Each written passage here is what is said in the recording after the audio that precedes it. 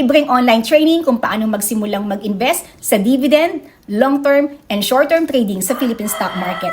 Ngayong August 10, 12, 14, and 17, 2024. Ilagay ko yung link dito at sa comment section para makapag-register ka. Ano ang pag-uusapan natin sa August 10? About dividend investing. Kung paano ka maghahanap ng mga good stocks na nagbibigay ng mga cash dividend para magkaroon ka ng income. Sa number 2, sa long-term investing. Ito yung investment na para sa future goals mo. May mga strategies kasi na pwede kang i-implement sa long-term investing. Siyempre, may mga pros and cons yung long-term investing. Then, yung dividend investing, lahat naman yan may pros and cons. Hindi naman perfect ang system, di ba? Kaya nga dapat, bago ka mag-invest, aralin mo muna.